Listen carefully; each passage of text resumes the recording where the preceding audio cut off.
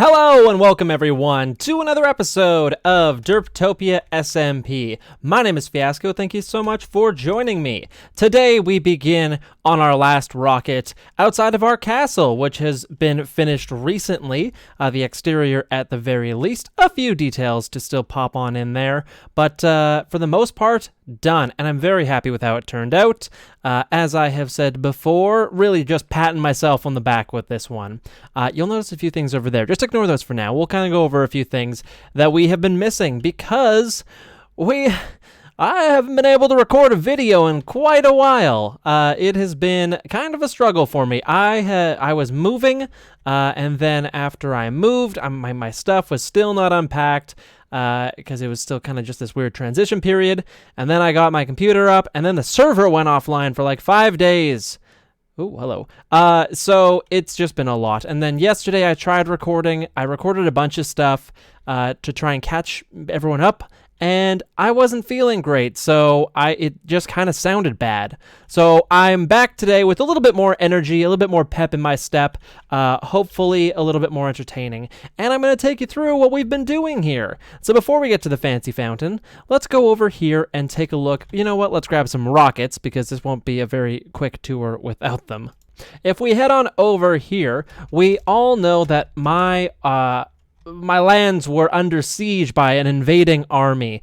These marauders were trying to break down our gates. So we have fought back with an army of our own. That's right, my loyal soldiers are ready to face the onslaught of an army that currently actually doesn't really exist, but I might add some armor stands over there a little bit later on. But as you can see, I've been doing some armor stand work. Nothing super fancy with the foot soldiers here. Everyone's just kind of standing nicely at attention. We have our shield bearers up front, ready to block arrows and archer volleys. And we've got an assortment of melee characters back here, another shield wall back here, and then our archers firing from behind. And as you can see, it's a bit of a war zone.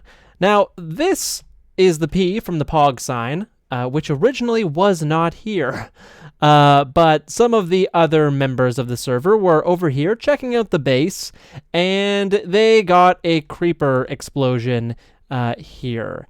Unfortunately, it took out a good chunk of my armor stands. There's probably another 10 or so there, and then another group of them over here got blasted. So they just did the best that they could and patched with some craters, which actually ended up making it great. It's a very dynamic thing now. It also kind of cuts down on the armor stands, which I didn't really realize were causing lag. They cause client-side lag. So if you're playing on a lower quality machine, or not even lower quality, just something that's a little bit more out of date, if you were to load up this area, it would kind of mess with your frames per second, because it's trying to load up so many different things at once. And in the back here, we have our generals, which I tried so hard to get on these horses. These horses, they just love moving around. I wish I could make boats invisible. That would be a neat add-on to have. So I could just have the horses just chilling, and then the armor stand guys on top. And then our supreme commander, of course, is riding a goat, because he's the goat. So there's a few things like that. Oh, and up in the sky, our army has witches, or mages, I suppose we will call them, casting up some defensive spells to stop any more volleys. So there's a few displays like this. Ooh, it's been laggy on the server recently. Flying is a struggle. I'll just show you one more that I'm actually very happy with. I found a cannon design on the old Google search and thought that was amazing. So we have a cannon crew up here. We have another one over there, but they're just chilling. They don't have an enemy to shoot at. But I made my cannon guys. They've all got their goggles and different uniforms from the other soldiers down below. And we have a cannonball flying out of here. And yeah, I love it. Magnetosphere added the smoke and the chains to it as well to give it a little bit of movement. I kind of put it up and I needed to go. And I was like, guys, if anyone wants to take a crack at this, be my guest, and he did a great job. So that is recap number 1, our army. Recap number 2 is going to be our castle. Now, to clarify, I have been able to play a little bit, just not record, which is probably not ideal for you guys trying to follow along with progress, but that was the best I could do, and I really didn't want to fall too far behind on the castle project while my computer was kind of getting messed up. So yes, no recordings of it, but I was able to work a little bit. Now, this fountain is actually quite new. I think I like it. I needed something to make the beacons look a little bit less jarring, just kind of popping out of the ground. So now it's almost like the beacons are coming from the fountain, something like that. I don't know. I just thought it was a little bit prettier. That's the only thing I've done to this courtyard. So we'll have bushes and different smaller buildings and things like that too. But I needed to do that so that the beacons didn't look out of place. And I need my beacons because I've grown quite used to having double jump. It is super, super handy when you're building. I would highly suggest it. And in here, ta-da, we have got an interior, or some of an interior. This is my kind of interpretation of a Viking long hall style, like inset fire pit floor. Now, ideally, we'd have like some tables here where people could like dine and whatnot. Unfortunately, there's just not enough space for that, so I'll have to put a dining room somewhere else in the castle. But this is kind of the procession room, the throne room, as it were, and my throne is up here. Ooh, looking okay. I might get this swapped out a little bit later on for something else, just tweak it a little bit. I think that the one line of diamond blocks is kind of not really great. Oh, rest in peace, Hani. Unfortunately, I need my diamond blocks for paying for building supplies for right now, so that's where we're at with that. Also, the colors, as you notice, I have gone with kind of the acacia wood and the red sandstone, and that is because that is a nice contrasting color to the blue diamond blocks. And from up here, I can check out the hall, make sure everybody's having a good time down there when we have parties and whatnot. Now I'm working on the rest of this build, and it's kind of a work in progress. I will take you through right now just to show you what I have done, and basically I'm just trying to lay out rooms right now. So if we come back here, there's a little space in here. I'm thinking maybe a pantry or a wine area. If we're having shindigs out here, then you'd want some wine on hand kind of close by. And there's some very nice wine cask designs that I can just rip right off of the internet. Over here, nothing really back here. And if we come up here, we have got a nice space up in here. I'll put a railing up so that nobody trips. Another room.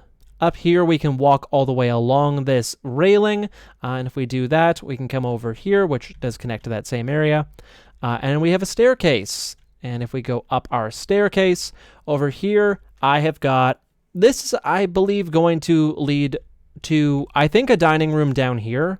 It'll kind of drop down a little bit. This will staircase down, and then that will be a room on top of the dining room. Over here, we have our balcony, which is just great. I do need to do more texturing in here. This wasn't originally textured because I didn't know if it was going to be a floor or not, but I will keep the brick. I think that it's nice, and so we need to just, and this looks weird that it's 3 perfectly spaced out granites. So we'll change up the texturing here, or maybe add some carpets or something like that.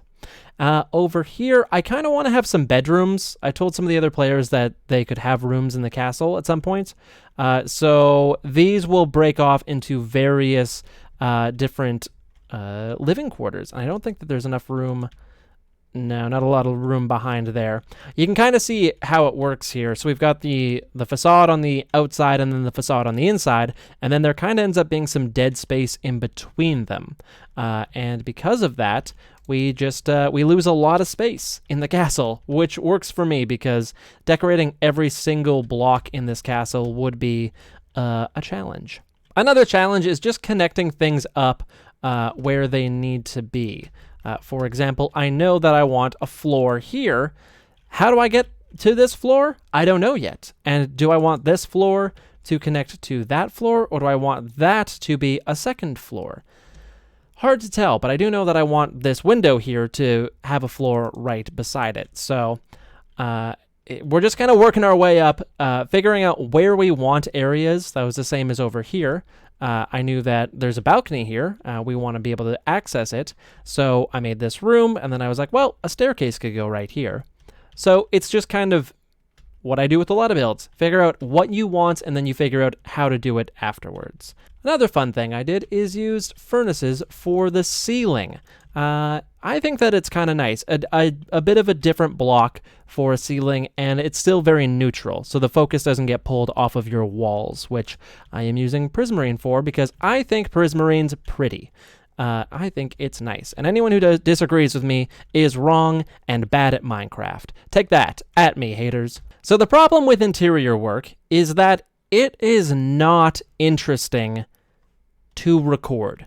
It really isn't. It's the same reason I didn't do interior on our luxury condominium over here. In fact, I kind of just stopped. This might be the only project that I've only half done in the whole series.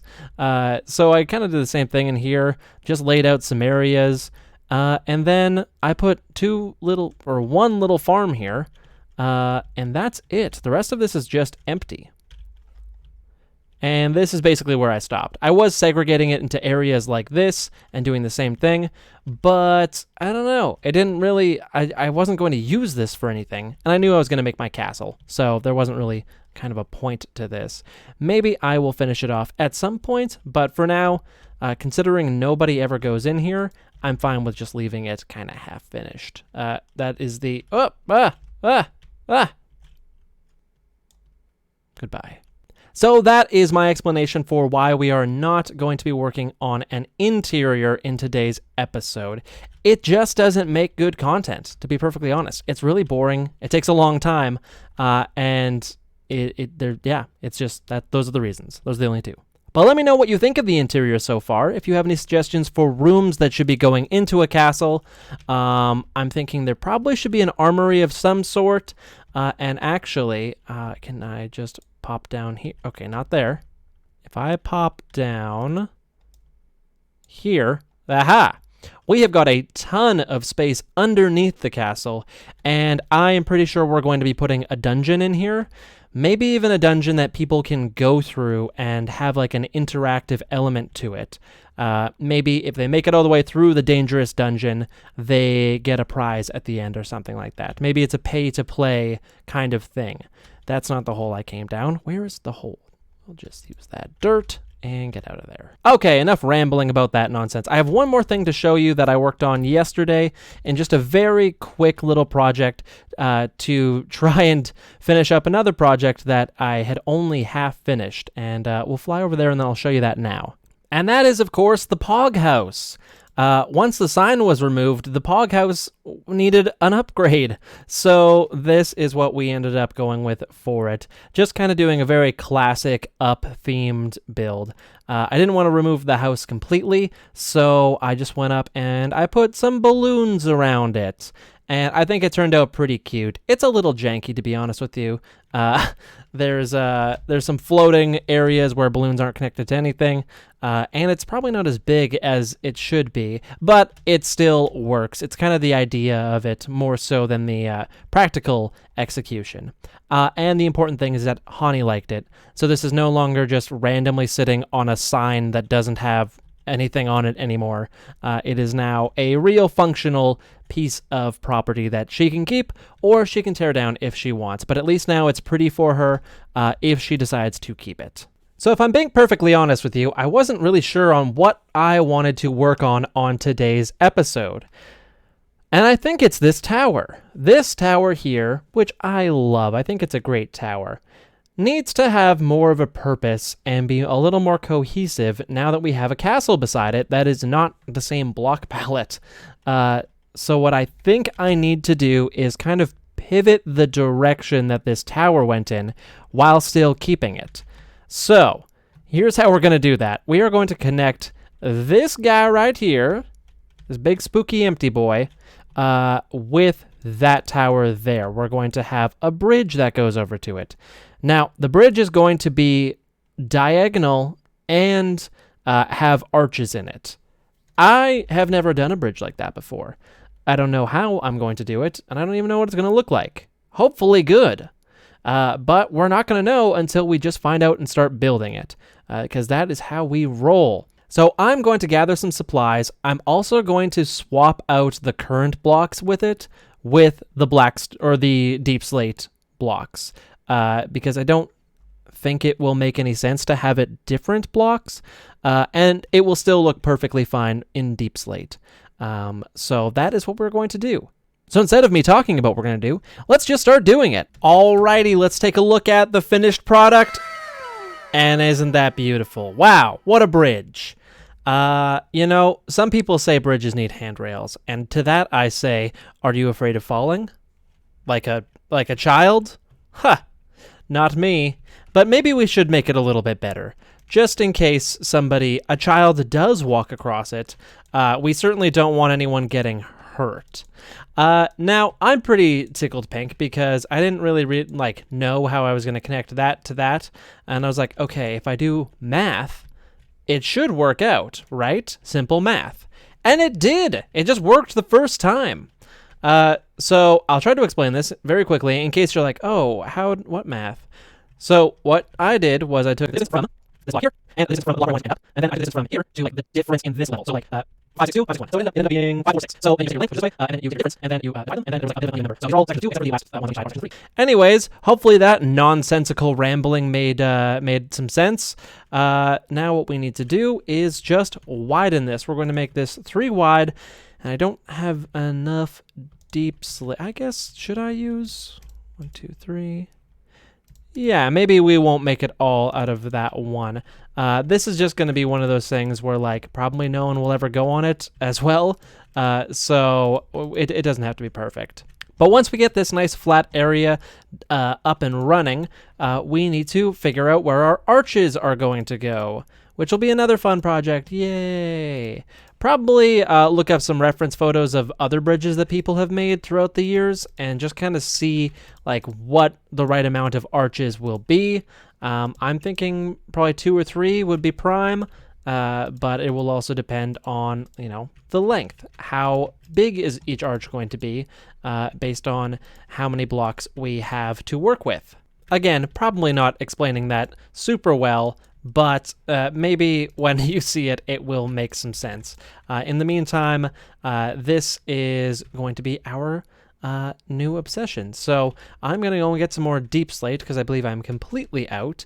And then we are going to keep working on the bridge. Oh, I also changed the tower to deep slate. Nothing fancy. You lose some of the texturing just because of the way that deep slate is. But I think for it to look like one cohesive build with the castle rather than a disjointed tower, I think it's going to look much better for it.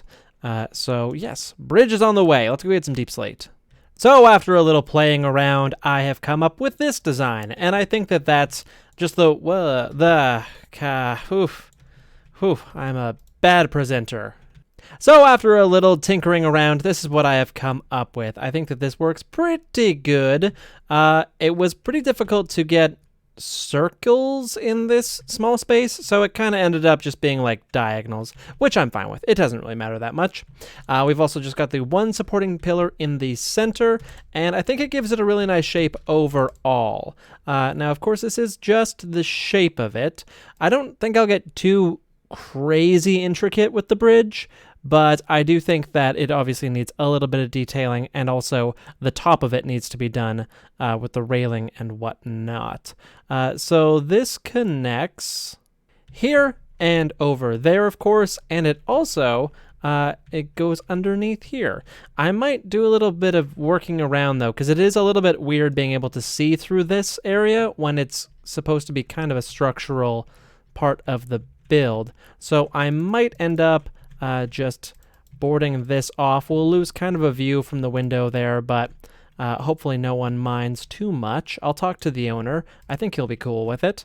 And then, yeah, something a little bit more like that, and maybe we can just move our doorway for this to right here instead. That'll probably make a little bit more sense. So let's get rid of this stuff. And now instead we will just go in through here into what is now nothing and may never be something. This is big enough I could probably build a farm in here if I wanted to, but it won't be decorated like the interior of the castle will be. It'll either be something practical and ugly or empty, just like this. Right into the void. Ooh, maybe No, we're not doing void stuff. Don't even put it in my head. Okay, so now that this shape is in, basically, we just need to do some detailing on it. And like I said, put the top back on. So that's what I'm going to head off and do now. And it's done. That's right, we just went ahead and finished it up. Like I said before, nothing horribly fancy with it. Just, of course, went in with the warped wood to do a few accents on it. And I think it turned out great. If I'm being perfectly honest, I'm a little surprised it turned out so great. Usually when I have an idea for a project, it doesn't turn out the way that I pictured it, but this is exactly to a T the way that I had pictured it. So, yay, go me, being the best around. There's just something I noticed over here. Oh, not the best flyer around, though. Okay, the only thing that I saw that I do need to change is splat. I think that there was right here. This needs to get swapped out for this. And it's done. 100% done. I will probably go ahead and put some lanterns up here. Just because I don't need more mob spawns on this place. There are enough places for mobs to spawn as it is. And with 1.18 just around the corner, don't worry about this, we'll add a door here later. We are going to have to worry significantly less about lighting. Lighting up this castle, I almost don't even want to fully do it until 118 hits, because man, it's going to be so much better. So much better. Speaking of so much better, our castle looks so much better with this. It just looks way bigger now. Come on, here we go. Yes, that's a nice view right there. So that's going to do it for this episode. I really hope you enjoyed it. Sorry for how long it took to come out. It really just, the odds have been stacked against me this last month for recording. So we are back and we are excited for more Derptopia stuff. I'm going to be trying to play as much as I can, get the interior of this castle done, and also cool projects like extending this bridge out to just try and fill things out a bit. I think probably our next major thing might be doing some work up here on this super ugly plateau. I mean, like, woof, right?